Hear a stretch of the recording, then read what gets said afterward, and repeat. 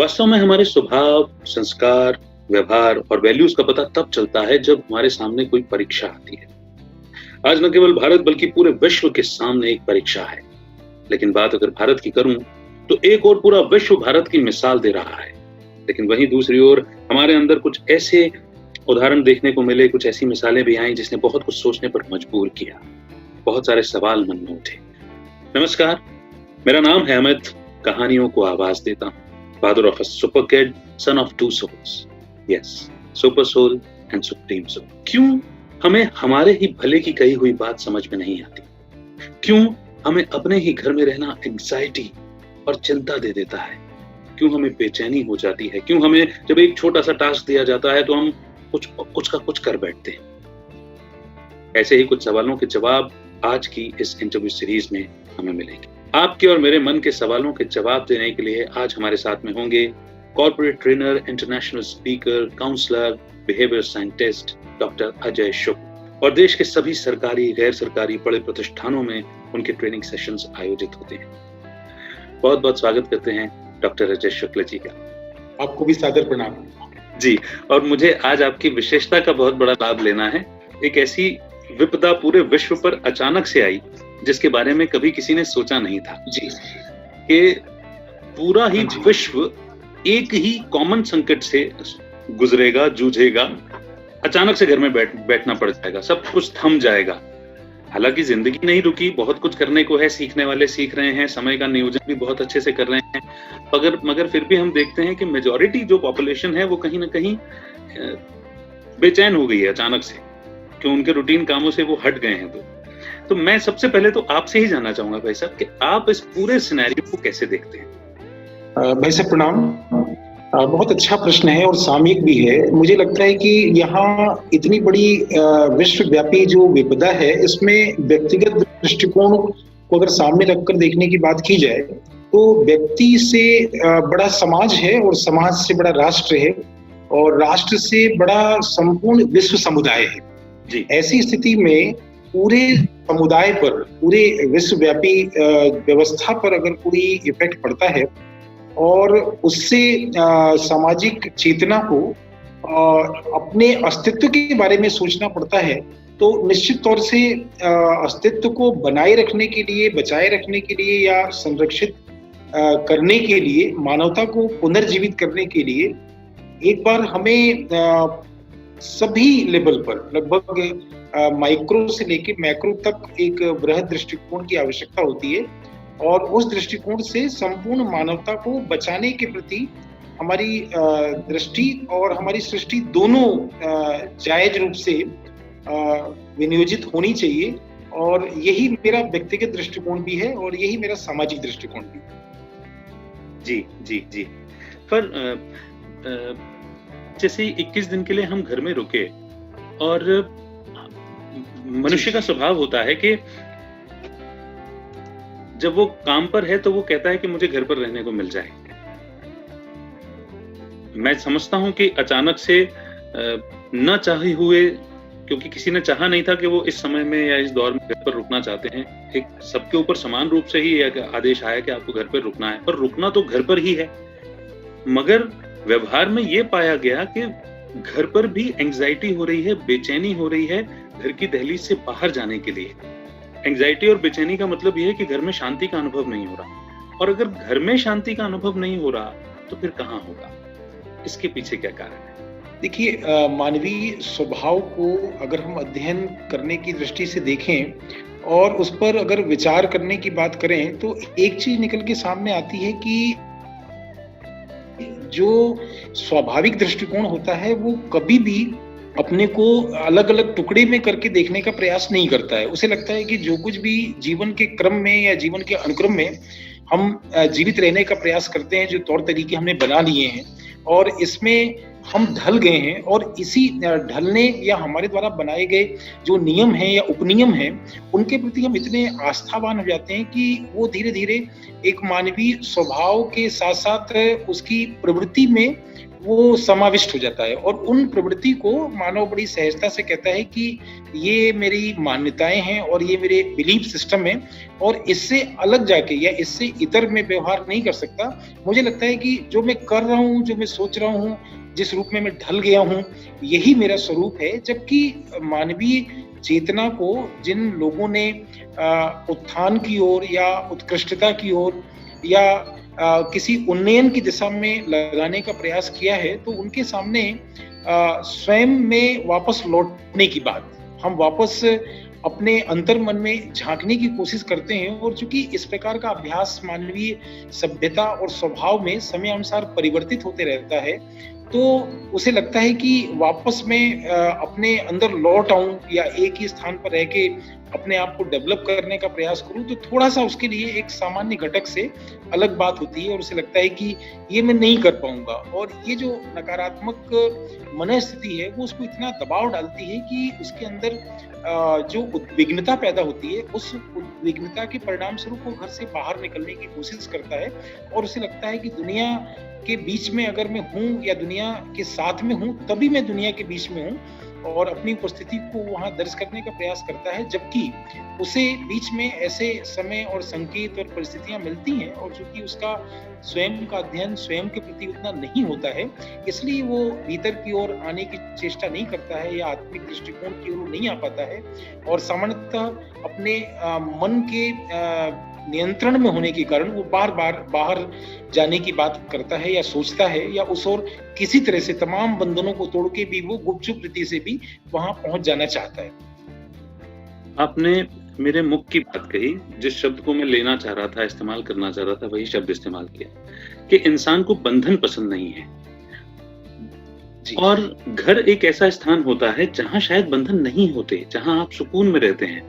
मतलब हम पूरी दुनिया की सैर कराएं, लेकिन अगर कहीं सुकून मिलता है, शांति मिलती है, तो घर में ही मिलती है। पर फिर जब घर में ही है, तो फिर बंधन क्यों? घर बंधन क्यों बन गया? मैं ये समझना चाहता हूं। देखिए, इसमें सबसे बड़ी बात है और इसके दृष्टांत आप देखें तो लौकिक दुनिया में भी आप देखें कि एक सामान्य मनुष्य को जब 5 स्टार भोजन की व्यवस्था होती है या बड़े स्तर पर उसको कंफर्ट जोन मिलता है, तो वो नित्य प्रति वहां अपने आप को संलग्न करने के बाद भी ये आपस में चर्चा करने का प्रयास करता है कि अपने घर में जो दाल रोटी खाने में या चटनी रोटी खाने में जो सुकून है, वो यहाँ पर 56 प्रकार के व्यंजन के बीच में भी नहीं है। उसके पीछे कारण ये है कि जो मैकेनिकल वातावरण है और वातावरण में जो रोबोटिक सिचुएशन क्रिएट हो गई है कि एक मशीन या फूड को भी हम इंडस्ट्री में कन्वर्ट करने की बात करते हैं, तो जितना भी क्षेत्र हमको बाहर मिलता है, उस क्षेत्र में जो भी प्रिपेयर चीजें हमको मिलती हैं, चाहे वो हमारी रोजमर्रा की जिंदगी से जुड़ी हुई बात क्यों नहीं हो, तो उसमें भावनात्मक स्तर का जो लगाव है वो नहीं होता है और उसके अभाव को व्यक्ति अपने कॉन्शियस और सबकॉन्शियस से महसूस करता है और उसे लगता है कि जब मैं वापस अपने घर में लौटूंगा तो इस तरह से बैठूंगा, ऐसी बातचीत करूंगा, लोगों से मिलूंगा, अपनी चाही गई संवेदनाओं को व्यक्त करूंगा।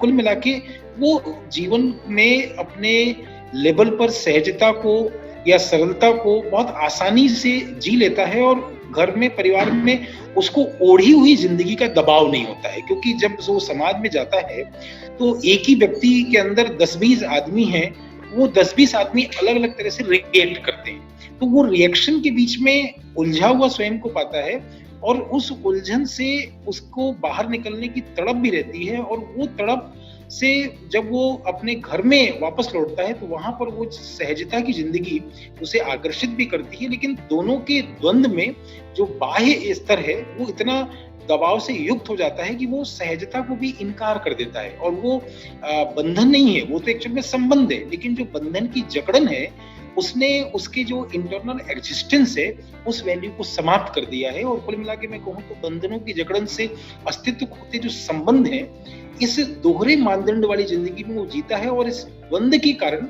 वो तय नहीं कर पाता है कि एग्जैक्टली मुझे बाहर रहना चाहिए या अंदर रहना चाहिए। जी, जी, जी। बिल्कुल, बिल्कुल।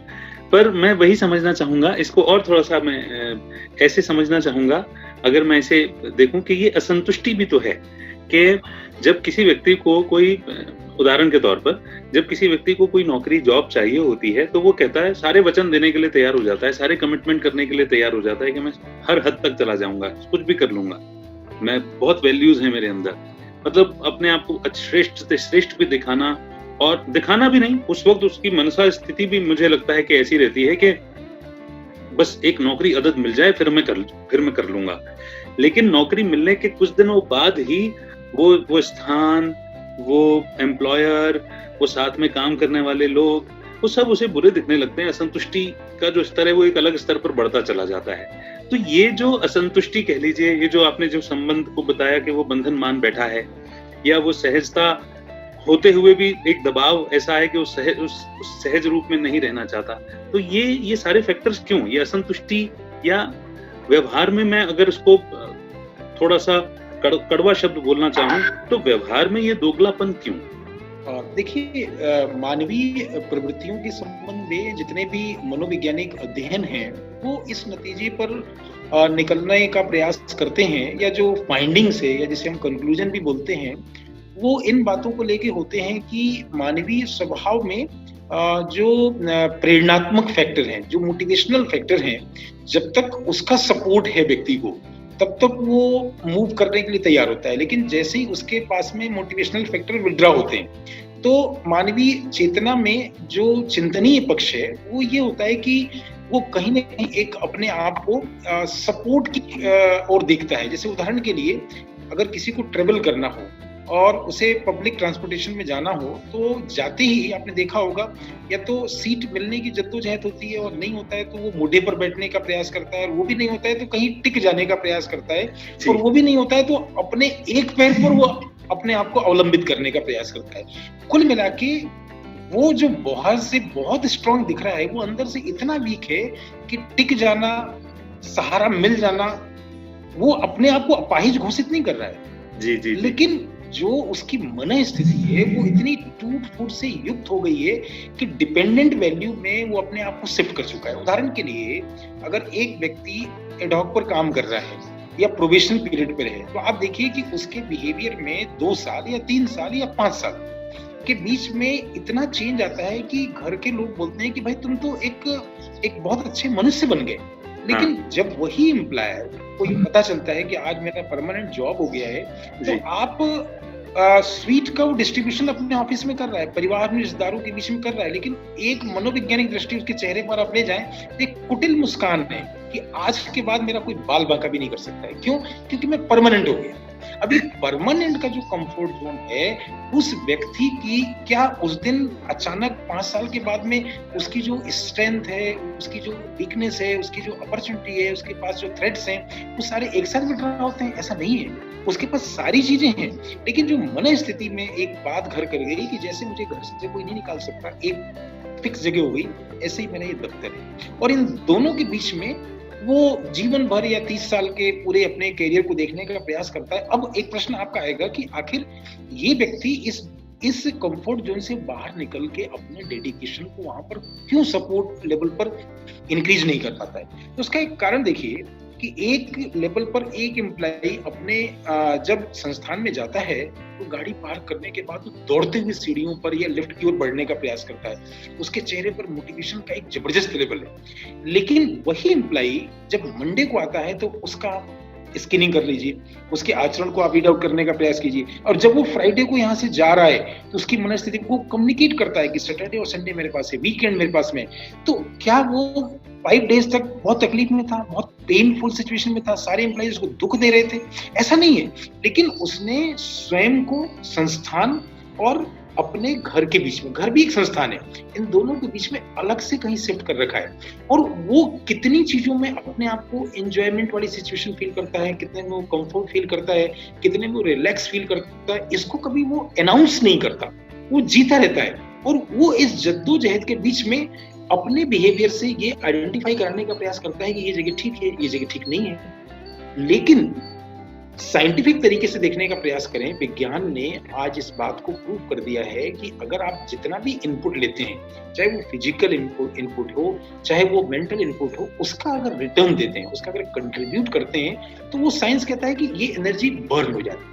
आपने नाश्ता किया, कंट्रीब्यूट कर दिया, आपने भोजन किया, आपने कंट्रीब्यूट कर दिया, आपने डिनर लिया, आपने कंट्रीब्यूट कर दिया। मतलब जो भी मैं इनपुट ले रहा हूँ, उस एनर्जी को कंज्यूम कर लेता हूँ। अब ये साइंस कहता है कि उसे यूज करते हैं तो हम डिजीज से बच जाते हैं। अब ये सारे डेटा होने के बाद में जो नेचर है, जो स्वभाव है, वो कहीं भी कई बार न्याय नहीं कर पाता है और वो अन्याय वाली पोजीशन में झूलता रहता है और उसे लगता है कि ऐसा होता है तो ठीक है, ऐसा नहीं होता है तो ठीक है। कुल मिला के एक द्वंदात्मक सिचुएशन, हम जैसे आप कहना चाह रहे हैं कि वो उसके बिहेवियर पॉइंट ऑफ व्यू से देखें, वो एक द्वंद में है और डिसीजन मेकिंग प्रोसेस में नहीं है कि मैं कहाँ कंट्रीब्यूट करूँ। ना तो वो परिवार में कंट्रीब्यूट कर रहा है, ना वो सोसाइटी में कंट्रीब्यूट कर रहा है, ना वो ऑर्गेनाइजेशन में कंट्रीब्यूट कर रहा है। तो आप बताइए, जब जो व्यक्ति कंट्रीब्यूट ही नहीं कर पा रहा है, तो सेटिस्फेक्शन के किस जोन में अपने आप को सेट कर?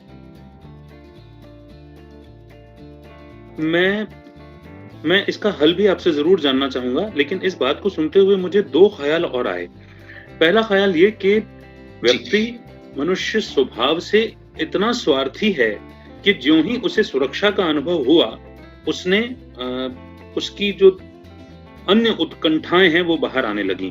मुझे ये बात क्यों स्ट्राइक की कि हमारे समाज में एक संबंध ऐसा भी है, हालाँकि ठीक है, हम भारत देश को नारी शक्ति का देश कहते हैं, मातृशक्ति का देश कहते हैं, पर वहीं हम देखते हैं कि उस संबंध में ज्यों ही उसे ये सिक्योरिटी मिल जाती है कि ये तो मेरी धर्मपत्नी है, इसको मुझे पति परमेश्वर मानना ही है, और इस संबंध को वो अधिकार रूप में लेकर, सिक्योरिटी के रूप में लेकर के उसकी अलग किस्म की उत्कंठाएं बाहर आती हैं, दुर्व्यवहार बाहर आता है, जो कि एक किसी को समान अधिकार दिया जाना चाहिए, वो अधिकार में अंतर आ जाता है, जिस दोगलेपन की मैं बात कर रहा था। दूसरा, ऑफिस के परिप्रेक्ष्य में जब आप मुझे उदाहरण दे रहे थे, तो क्या कहीं जितना इनपुट या कंट्रीब्यूशन वो दे रहा है सामने वाला और उसको उतनी प्राप्ति नहीं हो रही, क्या इसका कहीं से कहीं प्राप्ति से संबंध है या उसके स्वयं के इंटरनल कैलकुलेशन से इसका रिश्ता है?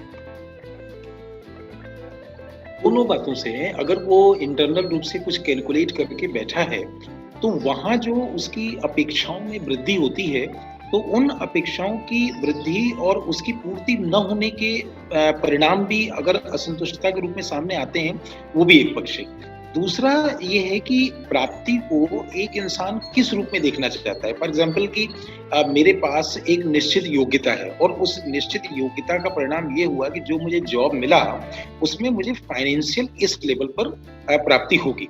अब एक आर्थिक पक्ष हो गया, लेकिन हो सकता है कि कोई व्यक्ति ये कहे कि जिस ऑर्गेनाइजेशन में काम कर रहा हूँ वहाँ हेल्दी एनवायरनमेंट नहीं है।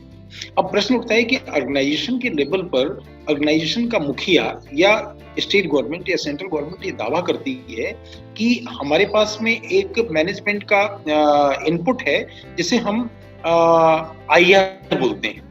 अब इंडस्ट्रियल रिलेशनशिप की अगर हम बात करें या ऑर्गेनाइजेशनल रिलेशनशिप की बात करें, तो हेल्दी एनवायरनमेंट प्रोवाइड कराना ये ऑर्गेनाइजेशन का गुणधर्म है, लेकिन उस हेल्दी एनवायरनमेंट में रहते हुए हम जिस आउटकम्स की बात कर रहे हैं या ऑर्गेनाइजेशन जो हमसे आउटकम्स चाह रहा है, उन दोनों के बीच में तालमेल नहीं होने की स्थिति में केवल अगर बोर्ड पर ये लिख दिया जाए कि हैप्पी बर्थडे टू यू, तो वहां पर एक वाक्य या ऑर्गेनाइजेशन का जो एक समूह है उसकी ओर से एक हमें सेटिस्फेक्शन तो मिलेगा कि मेरे बर्थडे पर विश किया गया, लेकिन इंडिविजुअल लेवल पर उस ऑर्गेनाइजेशन का कोई भी व्यक्ति या टॉप मैनेजमेंट से लेकर लोअर मैनेजमेंट तक उस व्यक्ति को कोई भी स्थूल गिफ्ट नहीं दे, वो व्यक्ति बहुत ज्यादा अपेक्षा नहीं करता, लेकिन संस्थान के मुखिया से, इमीडिएट बॉस से एक छोटे से फ्लावर की उम्मीद तो करता है वो, लेकिन उसे नहीं मिलता है, तो उस समय एक बड़ा पैकेज भी उसको खलता है। इससे अच्छा तो मैं किसी ऐसे ऑर्गेनाइजेशन में रहता जहां आर्थिक पक्ष बहुत सबल नहीं होता और कम से कम वहां बिहेवियर तो होता है, एक अच्छी मुस्कुराहट तो होती, एक वार्म वेलकम तो होता।